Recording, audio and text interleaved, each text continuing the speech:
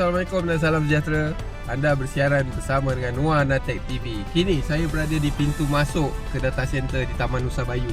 Seperti yang anda lihat, kawasan ini dijadikan tempat parking.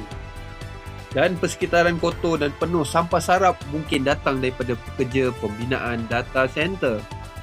Antara isu yang dibangkitkan penduduk termasuklah debu tebal ketika kerja tanah dan pergerakan lori, aliran trafik berisiko terutamanya waktu puncak, tarahan bukit yang dikhawatiri meningkatkan aliran air di permukaan, dan monsoon drain yang kelihatan kecil berbanding potensi air turun dari kawasan tinggi.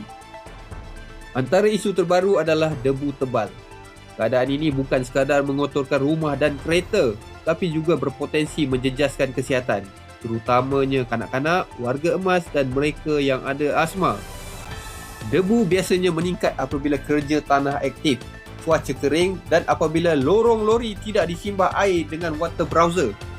Penduduk mahu melihat kawalan seperti semburan air berkala, pembersihan jalan dan kawalan lalu lintas yang efisien. Pembangunan tidak salah. Data center boleh membawa peluang ekonomi. Tapi yang tidak boleh diterima ialah apabila pembangunan yang dikejar tarikh siapnya menyebabkan penduduk sekitar menanggung padah.